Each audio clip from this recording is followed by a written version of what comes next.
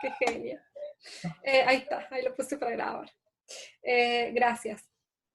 Bien, no entiendo por qué se usan dos diámetros equivalentes, eso ya lo dijimos.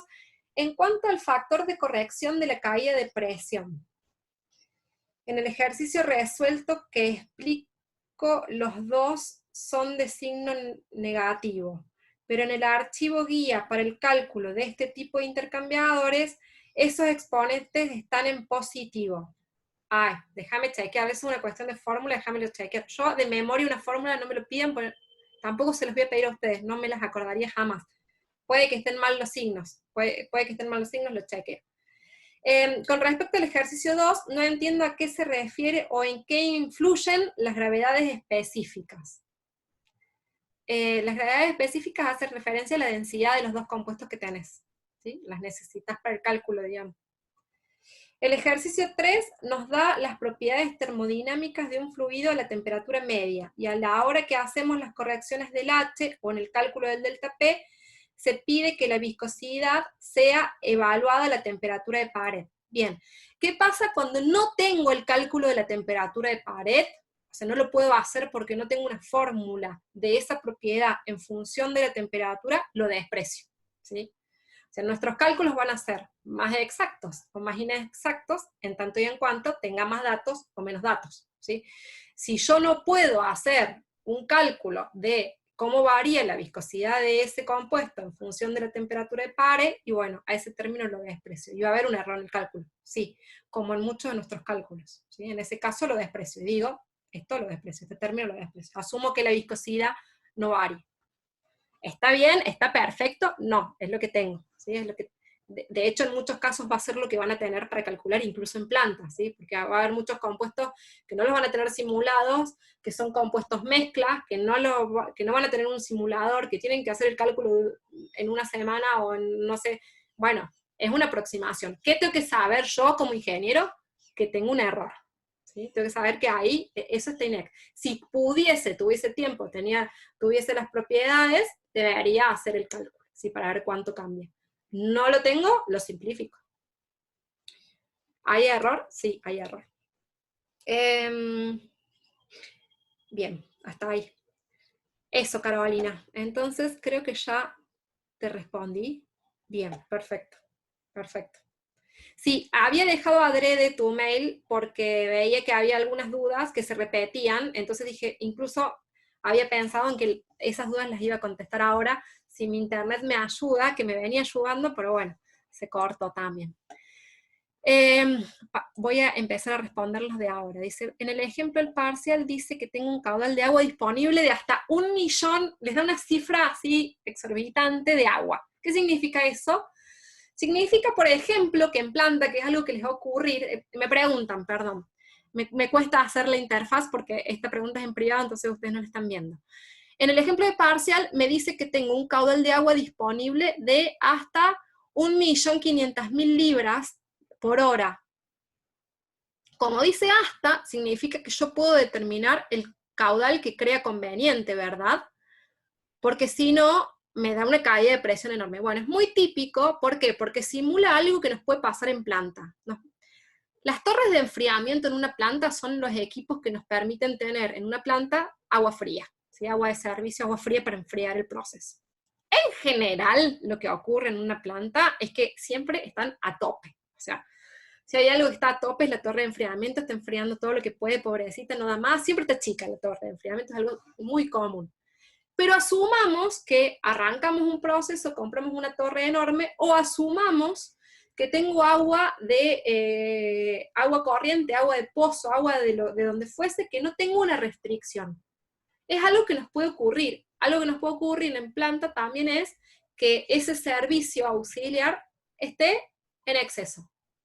Que entonces no sea, la idea de ponerles un número exorbitante es que ustedes tengan en cuenta que no es una restricción, que está en exceso.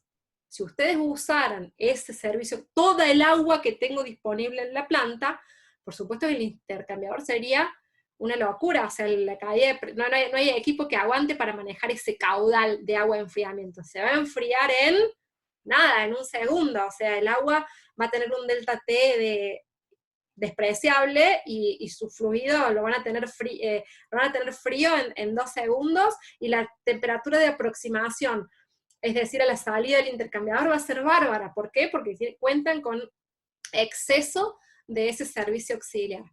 No es algo que va a ocurrir, ¿sí? Lo que va a ocurrir es que ustedes de ese servicio auxiliar van a tomar una parte. ¿Cuánto? Lo que ustedes quieran, ¿sí? De nuevo ahí se enfrentan a un problema que va a ser bastante común en esta materia, en la cual, por ejemplo, yo les digo, tienen que enfriar una corriente de procesos. Cuentan con agua a 20 grados. Entonces ustedes empiezan a no tener datos, porque les dije la temperatura de entrada del agua, pero no les dije nunca la temperatura de salida, y no les dije el caudal. Bien, de nuevo, tienen que decirlo ustedes, porque en realidad va a ser así.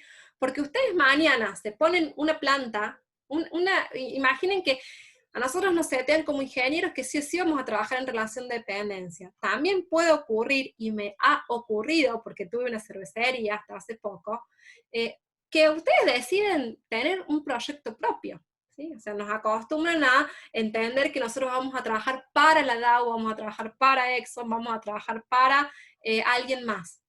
Y si ustedes se pusieron solos, bueno, ingeniero, usted acá, y no tienen todos esos datos que por lo general en una compañía donde ya entran, ya está, hay muchas de las cosas que ya están sabidas, incluso de experiencias anteriores. No, ustedes tienen que poner a funcionar un intercambiador de calor, quieren hacer los cálculos, y tienen solo temperatura de entrada, y tienen el caudal que quieran, porque va a estar en exceso. Bueno, de nuevo tienen que decidir, ¿sí? Ustedes, ¿cuál va a ser la temperatura de salida del agua? ¿Cuál va a ser el caudal de agua que van a usar? Bueno, iterar. Siempre en estos ejercicios lo que les tiene que quedar claro es que ustedes van a arrancar con un número, van a llegar y van a decir, uy, no, la pérdida de carga se me fue altísima, voy a tener que volver, voy a tener que cambiar, voy a tener que volver a calcular, ¿sí? Voy a tomar decisiones. Cuanto más cerca esté de la decisión óptima, menos iteraciones voy a tener, por supuesto. Entonces, si yo tengo que arrancar a decidir, digo, a ver, el agua, la temperatura de salida del agua. Si es agua de red, es agua que puedo desechar a cualquier lado, no tengo ninguna restricción con el desecho de esa agua, que también es raro, pero asumamos eso. Yo puedo decir que esa agua va a salir a 150 grados, es agua, no, ¿sí? Si digo que tengo una torre de enfriamiento en procesos, yo puedo decir que el agua, puedo hacer un diseño de un intercambiador de calor en donde esa agua vuelva a la torre de enfriamiento a 80 grados, a 90 grados. Todavía no intenté vaporizar nada, pero ¿puedo decir que vuelve? No, tampoco. Bueno, este es un concepto también que está bueno que tengan, y es que en general una torre de enfriamiento se diseña para que el agua que le llega, el agua de retorno de todo el sistema de enfriamiento, vuelva a 55, 60 grados. Entonces el cálculo de esa torre de enfriamiento está hecho para eso, en general. Por diseño, si yo tengo agua de torre de enfriamiento, la uso. Tengo agua de torre de enfriamiento y esa agua está a 18 grados, ¿no? Genial. Entra a 18 grados. ¿Hasta cuánto puedo exprimir esa agua? ¿Hasta cuánto es la temperatura a la que puedo hacer volver esa agua del intercambiador que usé en procesos a la torre de enfriamiento que está funcionando para enfriar el resto de los equipos del proceso? Se nos puede arruinar la torre con un intercambiador que yo diseñé. Bueno, 55, hasta 60 grados, ¿sí? 50, 55, hasta 60 grados. No más, no puedo decir, vuelve a torre de enfriamiento a 90.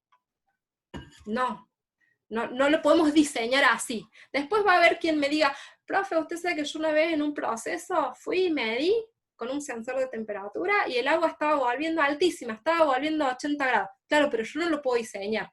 Estamos hablando de que estamos calculando un intercambiador de calor. Estamos diseñando. Entonces es lo mismo que alguien me diga, profe, ¿usted sabe que en funcionamiento en una fábrica había un intercambiador que la velocidad en los tubos iba a 3 metros por segundo? O sea que iba más que la velocidad. Claro, pero eso no sería de diseño. Puede ser que después funcionando, por X motivo, porque la planta creció, porque se me rompió el equipo anterior y entonces la temperatura sale más alta, porque miles de cosas que pueden pasar en un proceso. Puede ser que operativamente después encontremos estos casos en los que se salen del diseño, operativamente. Pero seguramente cuando ese equipo fue diseñado en condiciones óptimas. ¿Sí? Bien. Entonces, respondiendo a Camila, que me fui un poquito de tema, ese ejercicio plantea un montón de agua para que ustedes elijan lo que ustedes quieran. Grabo esta clase también gracias a que me avisaron. Estefania me avisó. Estefania, yo te conozco en Nanotec, ¿no? Sí, profe, de Nanotec. Sí, te veo la carita. Bien, ¿qué más? Dice, en ese caso no habría forma de estimar qué fluido... para. Natalie, no entiendo porque acá me quedé como medio... dice, en ese caso no habría forma de estimar qué fluido es. No me acuerdo de qué estábamos hablando. ¿Por qué me preguntaste eso? A ver si me contesta. Pedí micrófono, o sea, activate el micrófono y háblame si quieres. Y yo mientras sigo. Por si Natalie justo se distrajo. Carolina ya está. Las preguntas. Natalie, era por el ejercicio 3. ¿Todavía tenés la duda de qué es? No te estoy entendiendo la pregunta. ¿Querés hablar o querés mandarlo como vos prefieras?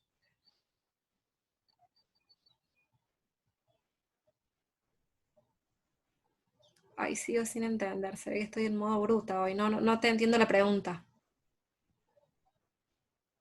No, era por el ejercicio 3, que daba que era un solvente. No, profe, ¿cómo está? ¿Qué tal? ¿Se escucha? Se te escucha ¿Todo un bien? poquito cortado, pero No, bien era intento. porque preguntaba si despreciamos. Ah, Ah, sí, bueno, es que el desprecian. internet también me anda mal. Sí, estamos todos un poco igual. Sí, desprecian de la viscosidad, ahora me acuerdo. Eso era lo de la viscosidad. Sí, te lo desprecias. En ese caso lo desprecias. Sí, eso es. Listo, perfecto. Ah, bueno, muchas gracias. Por favor. Después, ¿qué más? Dice, en el ejercicio parcial, ¿cómo se realiza el cálculo para conectar dos equipos?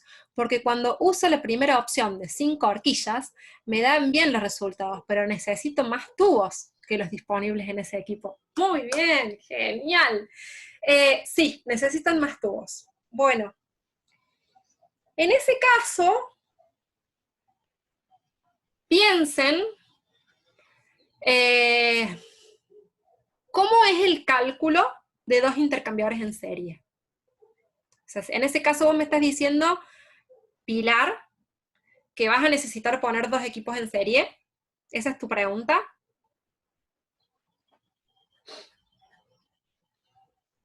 Sí. Bueno, ¿cómo haces para poner dos equipos en serie? Bien, ¿qué va a variar de los dos equipos? Bueno, vas a tener que calcularlo a uno independiente del otro. Primer equipo de la serie. Voy a tener una temperatura de entrada, una temperatura de salida de ambos fluidos, independientemente de que vayan en cocorriente o en contracorriente. Voy a calcular un delta P, ¿sí? De esos fluidos. Entonces, ¿a qué presión va a entrar al siguiente fluido? Al siguiente intercambiador, perdón. A la presión resultante del delta P este. Entonces los delta P se van a sumar. ¿Sí? Si tenés que poner dos equipos en serie, vas a sumar los dos delta P. Como si... ustedes todavía no vieron bombas. En equipos en serie, ¿qué va a pasar con la caída de presión? Tengo la presión que cae en el primer equipo, ¿sí? La energía que pierde ese fluido al pasar por un equipo. Bien, ese es un delta P. Entra al segundo equipo. En el segundo equipo, de nuevo, va a tener una energía que va a perder en ese segundo equipo. Bien. Esperen que...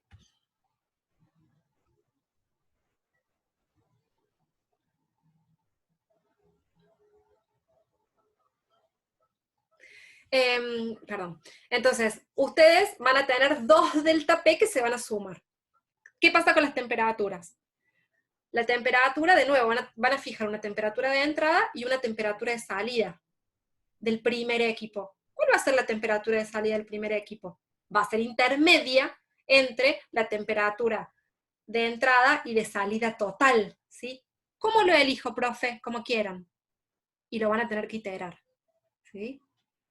Ustedes van a tener que definir a qué temperatura va a salir en el primer equipo, van a hacer los cálculos, van a sacar un delta P, van a definir entonces el delta T también en el segundo equipo, van a hacer los cálculos, van a sacar otro delta P, y en ese caso van a ver si el equipo es coherente. No es coherente, ¿por qué? Y porque en el segundo equipo ahora, con el delta T que usé, necesito determinado caudal de agua de enfriamiento, por ejemplo, y entonces el delta P es muy alto. Bueno, rediseño, itero, cambio de nuevo el delta T. ¿Se entiende lo que estoy diciendo, Pilar? Esto es algo que lo voy a repetir varias veces, no se preocupen, incluso en algún momento les voy a hacer un video, porque a medida que vayan haciendo los ejercicios, yo sé que no todos deben estar haciendo todos los ejercicios, les van a ir surgiendo exactamente las mismas dudas. Una duda muy común que hemos tenido todos es cómo calculo intercambiadores en serie, cómo calculo intercambiadores en paralelo. ¿Sí? Cuando pongo un equipo en serie y cuando pongo un equipo en paralelo. Bien, se entiende. Entonces, por ahora Pilar quedó conforme, ella fue la que me hizo la pregunta, pero seguramente va a volver a repetirse esta pregunta. Este video lo subo para que lo tengan, pero lo vamos a reforzar al tema de intenten ustedes pensar cómo hago el cálculo de un intercambiador en serie y cómo hago el cálculo de un intercambiador en paralelo. Recuerden que en paralelo, ¿qué va a pasar? En paralelo, ¿qué voy a hacer? Voy a dividir los flujos.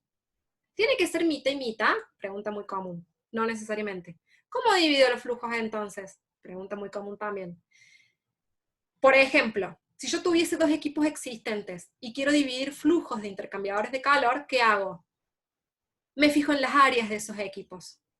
Entonces, fijándome en las áreas, puedo dividir el flujo proporcionalmente a esas áreas.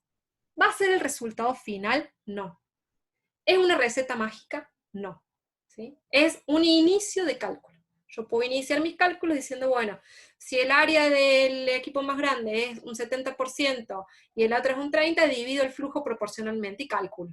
De todos modos, puede ser que alguna de las restricciones de proceso no me dé, que el delta P sea diferente, que lo que fuese. Recálculo, reseteo, ¿sí?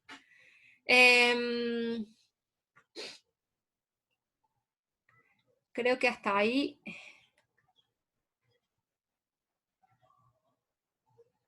Hasta ahí ya respondí todas las preguntas que tengo acá. ¿A alguien le está quedando alguna duda? Todavía me faltó lo de las tablas, ya lo sé, lo de mostrar las tablas de los CP, pero ¿a alguien le queda alguna duda con respecto a lo que ya vinieron calculando?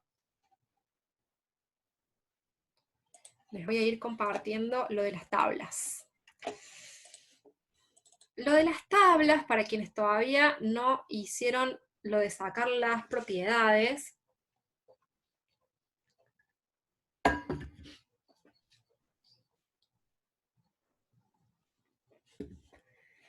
fíjense.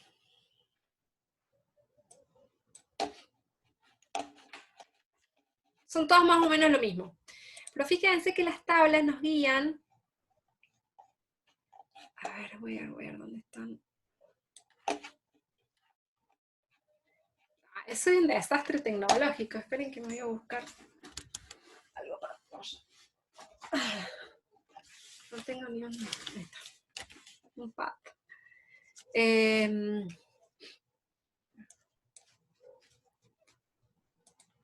estar más arriba.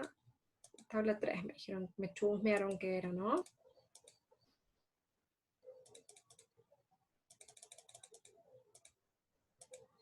Acá, por ejemplo. Vamos a ir para la de más arriba.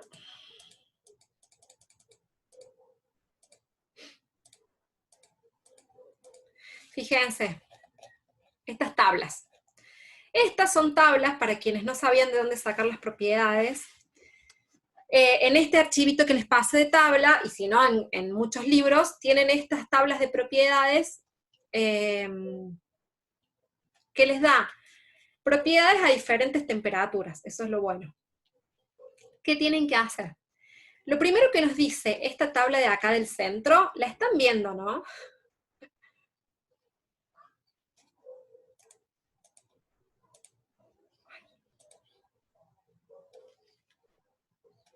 Ay, me quedan 10 minutos.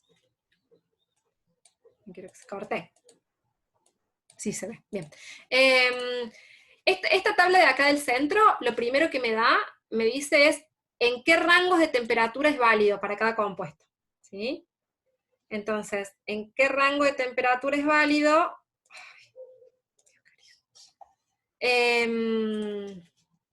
Fíjense que acá ven que me dice en grados, el rango en grados Fahrenheit. Entonces, para el acetileno es válido entre 32 grados y 390, ¿sí? Para poder usarlo con confianza a las tablas. ¿Cómo lo harían ustedes industrialmente? Bueno, en un nivel inicial, o sea, necesito hacer un cálculo rápido, me vengo a la tabla y lo calculo. Necesito hacer algo un poquito más sofisticado, un poquito más pro, seguramente uso algún simulador de propiedades, ¿sí? Sea el handbook de las propiedades, que me permita hacer una función de las propiedades en función de la temperatura, o sea, algún simulador.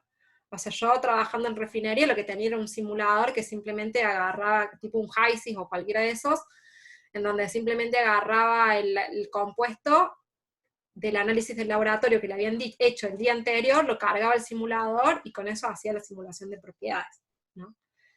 Ustedes, vamos a arrancar con las tablas. ¿Está mal? No, no está mal, porque además de hecho saben, en el caso de que ese simulador un día no ande, saben recurrir a las tablas. El simulador es muy fácil de usar, a ustedes les va a ser mucho más fácil incluso que a mí. Las tablas siempre cuestan un poquito más. Fíjense que cada compuesto tiene un número asignado adelante. ¿Ven que acá dice número? Y en esta escala, que está a la izquierda, en la pantalla a la izquierda, tienen temperatura. Entonces lo que van a hacer es, con una regla, van a ponerse en un punto con la temperatura. Yo lo voy a hacer con el lápiz. Entonces supónganse que tengo 1600 Fahrenheit. Van a elegir un compuesto, por ejemplo en este caso acá el acetileno entre 390 grados y 750, es el número 15, el 15 está acá. Entonces a 1600 grados, yo seguramente tengo la opción de línea, pero como no la encuentro fácil y se me acaba el tiempo, ¡ay! Trazo hasta 15 y sigo hasta cortar el otro eje. Lo hacen con una regla, le va a salir mejor que mi lápiz, por supuesto. Entonces, en ese caso, en este otro lado de la pantalla, ven una indicación de la propiedad en sí. ¿Sí? Entonces,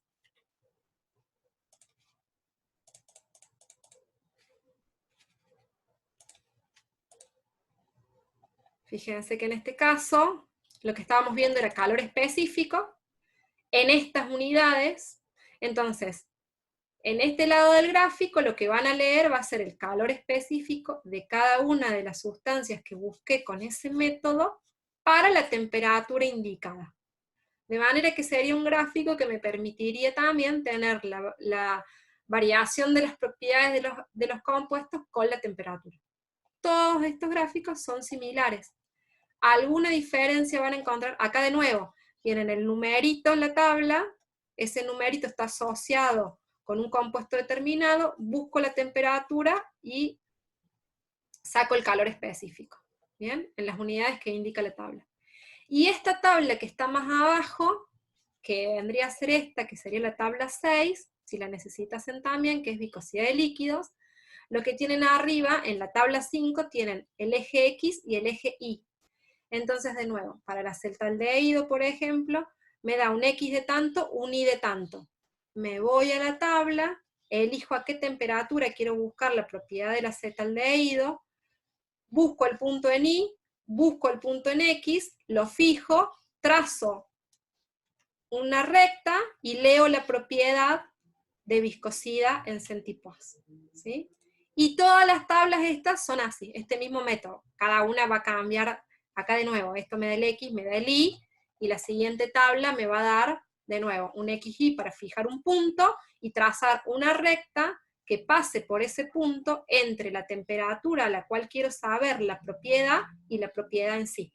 ¿Sí? Trazando la recta, lo que leo en esta parte del diagrama es la propiedad, en las unidades que me diga la tabla, ¿sí? En este caso, centipoise. se entendió cómo usar esas tablas. Ahí, de esa manera van a poder tener muchas propiedades de los primeros problemas que tienen en la guía. ¿Sí? Quiero saber si se entendió. Sí. ¿Les quedó alguna duda más de lo de las tablas? Bien. ¿Les quedó alguna duda más?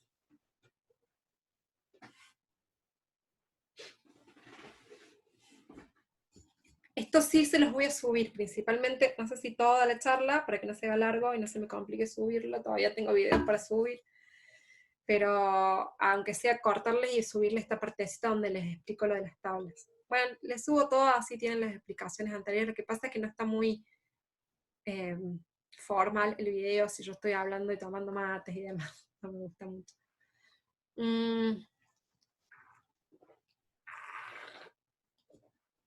Densidad, a ver si tienen tablas. Si no tienen, bueno, si no tienen el handbook de propiedades,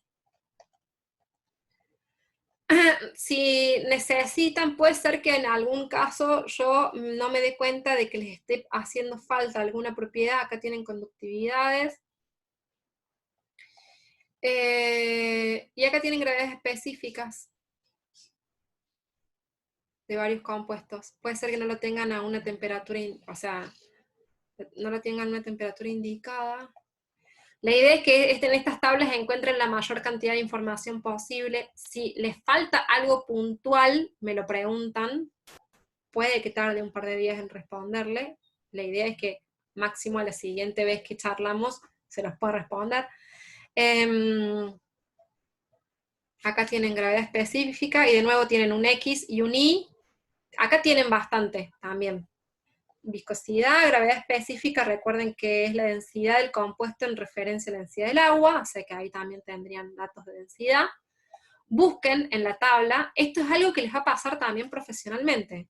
O sea, profesionalmente les puedo asegurar que es bastante complicado. Y no les hablo de cuando trabajen en fábrica, les hablo de ya, cuando hagan la tesis. Cuando hagan la tesis ya van a ver que el primer problema con el que se encuentran es no tengo las propiedades de mis compuestos. ¿Sí?